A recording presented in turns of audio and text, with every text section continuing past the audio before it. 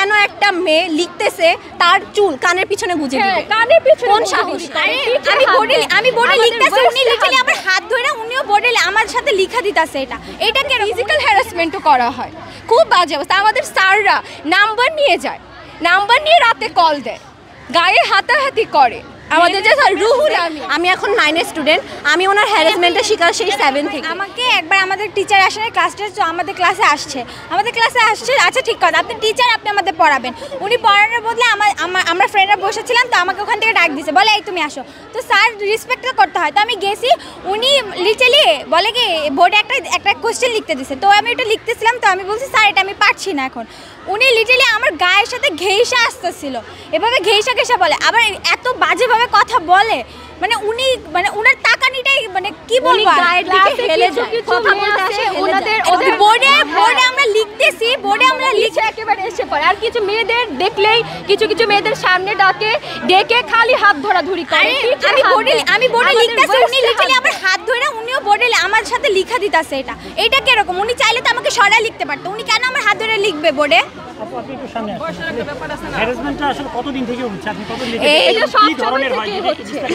এই স্যার যে স্যারের ব্যাপারে এত কমপ্লেন, সেই স্যার সবার সাথে হ্যারাসমেন্ট করে আসতেছে। আমি এখন 9 স্টুডেন্ট, আমি ওনার হ্যারাসমেন্টের শিকার সেই 7 থেকে। এটার বিরুদ্ধে আমরা কমপ্লেন দিয়ে আসতেছি 7 থেকে। একটা 7-এর বাচ্চা যদি সেফ না হয় স্কুলে, কোথায় সেফ হবে? সে যদি তার শিক্ষকদের কাছে সেফ না হয়, কোথায় সেফ হবে? হ্যারাসমেন্টের শিকার হওয়া লাগে, তাহলে আমরা কোথায় যাব? বারবার বলে আমি হচ্ছে তোমাদের, যখন আমরা কমপ্লেন দিছি একটা তোমাদের বাবার মতো না, এইটা আমরা যখন একবার কমপ্লেন দিছি অনেকে জানাজানি হয়েছিল, তখন উনি আমাদের এসে বলছিল যে আমরা নাকি ওনার চাকরিতে কলঙ্কের দাগ লাগাই দিছি।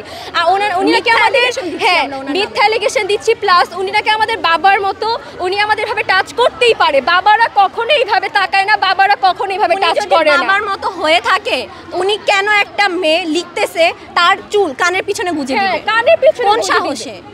উনি যখন একটা অঙ্ক আপনাকে দেখাইতে আসবে, উনি ম্যাথ টিচার, উনি আপনার পারবে না, একদম আপনার উপরে উঠে আসবে, একদম ফেসের সাথে ফেস মিলে যায় এমন একটা অবস্থা। ওনার মুখে দুর্গন্ধ পর্যন্ত একটা স্টুডেন্ট পায়। এত বাজে একটা অবস্থা উনি ক্রিয়েট করে, কেন করবে? ইভেন আমার নাম্বার পর্যন্ত চাইছে, আমার নাম্বার পর্যন্ত চাইছে। আমি বলছি না স্যার, আমি আমার ফ্যামিলি থেকে এটা অ্যালাউ করে না। উনি নাম্বার দিয়েছে কেন না, হ্যাঁ জিজ্ঞেস করছি, বলে কি তুমি কোচিংয়ে পড়বে? আমি তো বলি স্যার আমি তো এক জায়গায় পড়ি, আমার তো এবার এখন আরেকটা জায়গায় করা পসিবল না।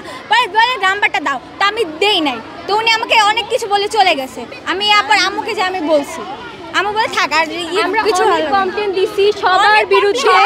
আমাদের ব্যাপার হচ্ছে কোনো ব্যবস্থা নেয়নি। সবচেয়ে দুঃখজনক ব্যাপার হচ্ছে যে এখানে এই সব কিছু তদারকি করা উচিত, এখানে তো তদারকি করা হয় না। আমরা স্টুডেন্টরা যখন নিচ থেকে গিয়ে এটার বিরুদ্ধে আমরা বলি, বিচার দেই, সেই কমপ্লেনটা অধ্যক্ষের কাছেও যায় না। যে শিক্ষকের বিরুদ্ধে আমরা বিচার দিচ্ছি সেই শিক্ষককেও কোনো ওয়ার্নিং দেওয়া হয় না। আমরা কমপ্লেন দেই, তারা শুনে, এই পর্যন্তই সীমাবদ্ধ। আমাদেরকে টিসির হুমকি দেয়, কথা আমাদেরকে টিসি দেওয়ার হুমকি দেয়। এটা কেন করবে? আমরা কি চুরি করতেছি? আমরা কিছু করতেছি? হ্যাঁ, টিসির হুমকি দেয় না কাউকে? হ্যাঁ দেয়, প্রত্যেকটা মেয়েকে টিসির হুমকি দেয়। কেন? আমরা কি করছি এমন যে আমাদেরকে কথা টিসির হুমকি দিবে? এখানে আমাদের ফিজিক্যাল হ্যারাসমেন্টও করা হয়, খুব বাজে অবস্থা। আমাদের স্যাররা নাম্বার নিয়ে যায়, নাম্বার নিয়ে রাতে কল দেয়, গায়ে হাতাহাতি করে।